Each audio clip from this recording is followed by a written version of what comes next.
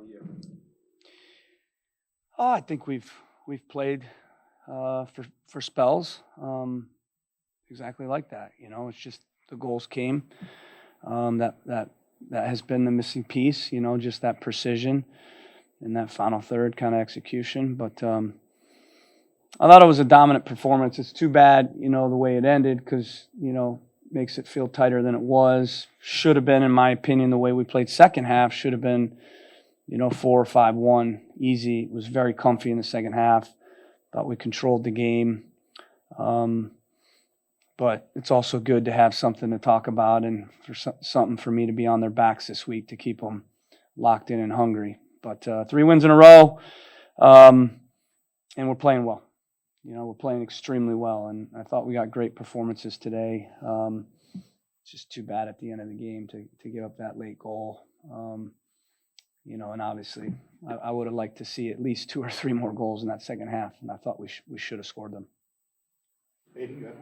I know you talked about, I think in your first press conference in January, and you mentioned earlier, just controlling a game. It seemed like tonight was maybe the best example of that this season for you guys. Yeah. I thought we played with a purpose. Obviously we were able to play through them, with patience and purpose. And that's the key, the purpose. There was a purpose on the end of the passing, and acceleration. There was penetration, and then there was chance creation. Still got to score more, though. But I love that we got 3 goals, and I love that we responded after conceding to go 1-1. That shows the mentality's changing, and I love that the guys were a little ticked off at the end of the game. We've won 3 in a row, and they were kind of mad, that they didn't score more and that they conceded. So that's a great mentality, that we're not relieved to win. We're expecting to win now, and we're not hoping to win. We're expecting. So if we play like we did tonight, we can beat anybody. We can beat anybody in this league.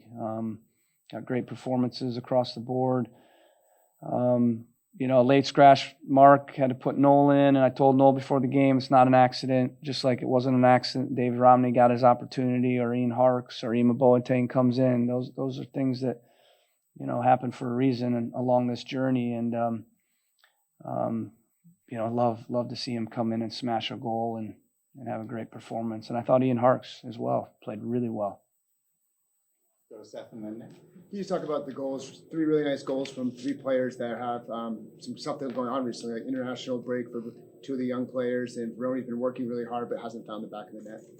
Yeah, the other thing I told Veroni before the game was that he'd probably score the winner today because he's been working hard, he's been getting in good spots, and the adversity that he's gone through and the team has gone through, that's shaped us in a good way. That's made us stronger. It's brought us together. It's a part of the process. We know there's a start of the year. We know where we want to be at the end. Along the way, you don't know how it's going to go. But if you've been around the block, there's going to be adversity. There's been a lot more this year than I've ever seen, but it's actually made us better. It's made us tougher, and it's now that we've come through it, we're mentally and physically stronger, and Giacomo's a great example, for him to finish that goal, excellent goal, good run, good finish. Really happy for him. Yeah, obviously congrats on the win. Ryan Gauld, just kind of a special individual talent, but generally on defense, again, another game, good saves, good blocks, good clearances. How did you like the defensive side of things? Yeah, I thought the goals for them were a little lucky, and unlucky for us. The first one, it's a cross, and I guess you could call it's a good header, but I don't think it's a great goal. And obviously the shot from distance, I think it's probably a .00001 expected goals probably on that. You know what I mean? It's never see that. It's crazy, but in the end we did enough to win, and it just reminds us, in this game, you let your guard down, you get punched in the face. And that's a great reminder for our guys. I also thought there were a couple other crosses where they got ahead to things in the box. So those are things I'll show them this week. I'm going to keep being on their backs. We're nowhere near where we need to be. we're still in a hole. We got to keep fighting, and we're just scratching the surface of the team that we want to be. But I love that we're growing in confidence and that our execution is getting better and better. And I love that we scored 3 goals. Go back here, then over to Thank you. Congratulations for this great victory. You're always talking about change mentality, and especially in this game, I saw Peyton Miller, 16 years old, the bench. He's a very good player. He's working hard. Is this part of this changing mentality when a young guy like him is a very talented? Also, I would like to ask about Maciel, playing for Revs too, and Marcos Diaz. Those guys will bring some fresh air, you think, about for them to play some. Yeah, I'm always watching. I'm always got my eye on the young guys for sure. You know, with Peyton, you know, I loved what I saw out of him in preseason.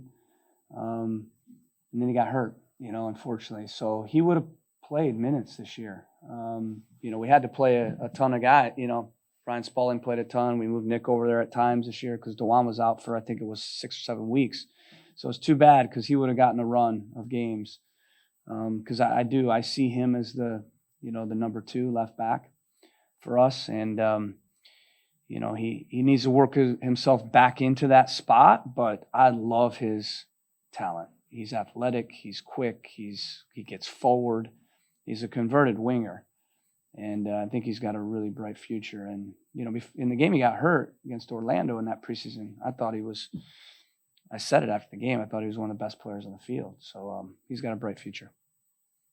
Peyton, and then we'll rock with Rich and Seth here. I guess speaking of young players, I was going to ask first, is there any update on Noel Buck, say like an early word, and then also just his play with Ian Harkes? Obviously, you had to switch over the midfield this week. It seemed like they especially worked together well, and in the build-up with Arriaga and Carlos. Yeah, the good thing is those 2 guys have played together in training every single day. You know, so we do a lot of tactical work. Almost every day we work in our shape, and we work both groups in their shape so that everybody's ready, right, for exactly this. So we're not just preparing our group that's going to start, we're preparing both groups to play, and we're developing every guy in our game model every single day. So those 2 guys have played together every single day, and I think you saw there was a really good chemistry there. And because they've been prepared, it was seamless for them to step in. Just comment on the velocity and the accuracy of Noel's shot. That's an unbelievable shot. I talked about Galds. That's probably a .01. I don't know what as well, but unbelievable. He's got that in him, you know. And I saw it last year when I was watching film on him, and for whatever reason, you know, early in the year we weren't seeing that, and you know, I think it's just taken time for him to, like everybody, to find, you know, kind of that balance of here's our tactics, but also go and play, man. Go and play. You know, don't be a robot, and you know, let your instincts take over. So, you know, that was him stepping forward and having a go. You know, and he does have that in him, and I'd like to see it more. Take one last one, Seth. Can you provide an injury update on Mark Anthony Kaye, Buck, and Chancalay, and just the end of quarter 2? Like, what did you think of quarter 2? Yeah, good question. So Noel, I think, is fine. He had a cramp, you know. So obviously, long week for him. He played 2 games, travel, you know. So maybe that's a part of it.